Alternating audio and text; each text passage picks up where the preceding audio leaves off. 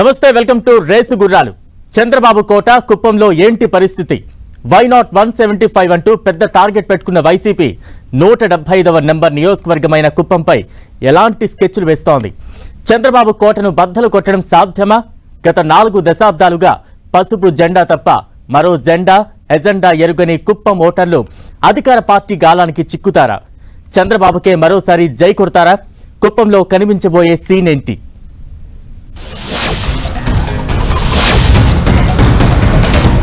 లక్ష ఓట్ల మెజారిటీయే బాబు టార్గెట్.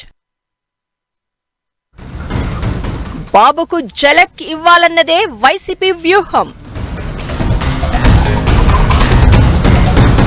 చంద్రబాబు కోట ఎంత strong? Kuppam Telugu Desam party కంచుకోట. పార్టీ అధినేత చంద్రబాబుకు పెట్టని కోట. శత్రు దుర్భేద్యంగా చంద్రబాబు నిర్మించుకున్న కుప్పంలో ఈసారి అసెంబ్లీ ఫైట్ తీవ్ర ఉత్కంఠగా మారుతోంది. టీడీపీ ఆవిర్భావం తర్వాత ఇంతవరకు పసుపు జెండా తప్ప మరో జెండా ఎరుగరు కుప్పం ఓటర్లు. కుప్పం ఎమ్మెల్యేగా ఉంటూనే 3 సార్లు ముఖ్యమంత్రి పీఠం అధిరోహించారు చంద్రబాబు.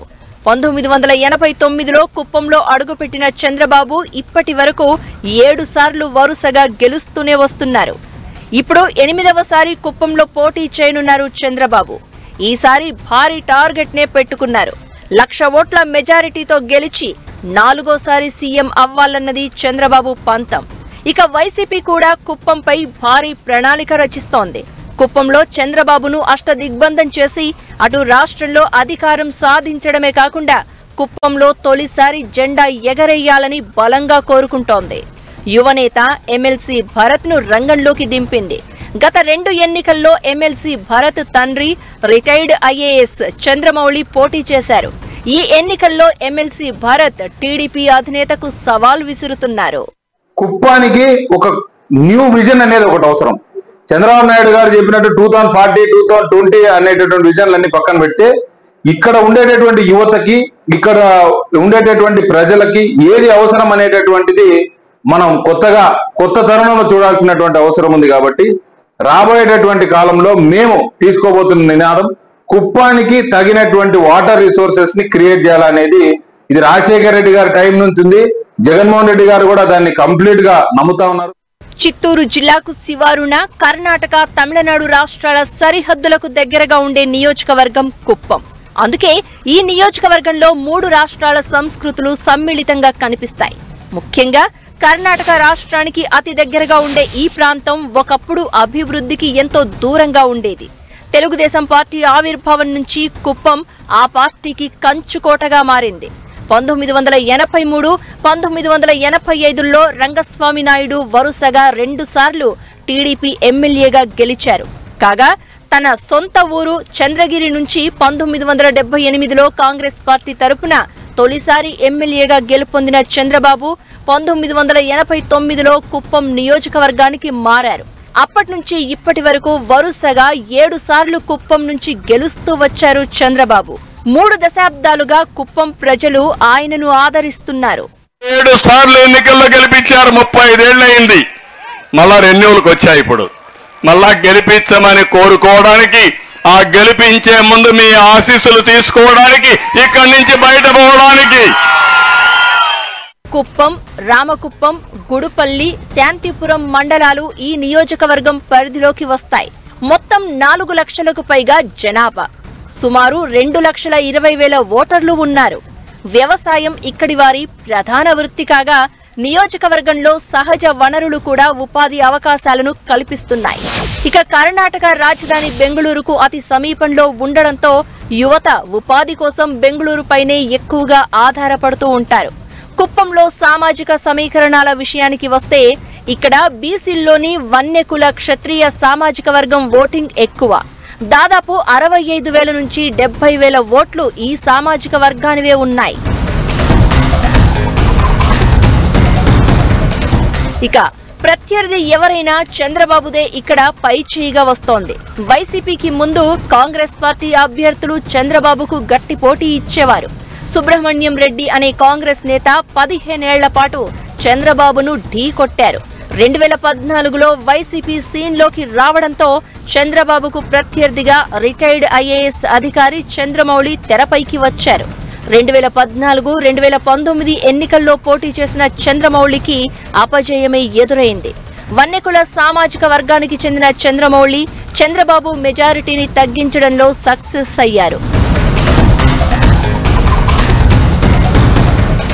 వాస్తవానికి చంద్రబాబు మెజారిటీ ప్రతి ఎన్నికకు తగ్గుతూ వస్తోంది. కానీ విజయం మాత్రం బాబునే వరిస్తోంది. 1989 ఎన్నికల్లో చంద్రబాబుకు అత్యల్పంగా 6,918 ఓట్ల మెజారిటీ దక్కగా 1999 ఎన్నికల్లో అత్యధికంగా 65,687 ఓట్ల మెజారిటీ దక్కింది.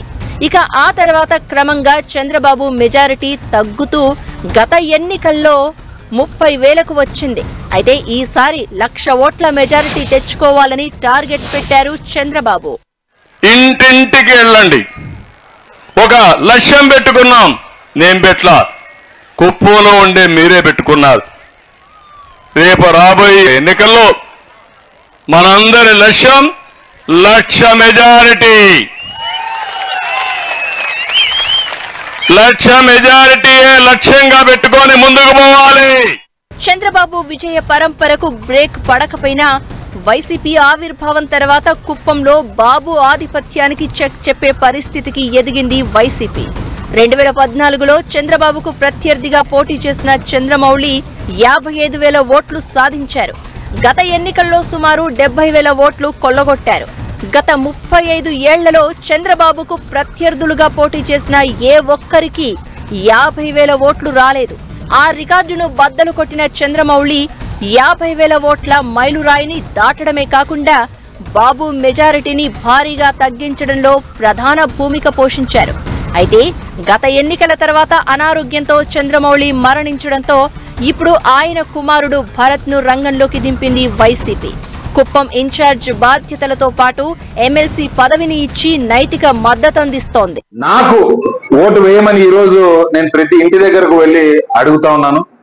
నేను ఒకటే ఒక హామీ ఇవ్వగలుగుతాను, ఏంటంటే మా నాయకుడు చెప్పినటువంటి ప్రతి ఒక్క పథకం కూడా, ప్రతి ఒక్క వెల్ఫేర్ స్కీమ్ కూడా అర్హుడైనటువంటి ప్రతి ఒక్క వ్యక్తికి కూడా తీసుకొని వెళ్ళేటటువంటి శక్తి సామర్థ్యాలు మా దగ్గర ఉన్నాయి.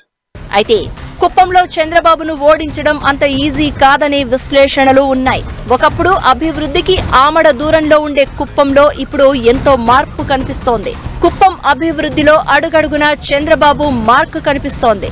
ఇదివరకు ఏడాదికి 1 లేదా 2 సార్లు మాత్రమే చంద్రబాబు కుప్పం వెళ్లేవారు.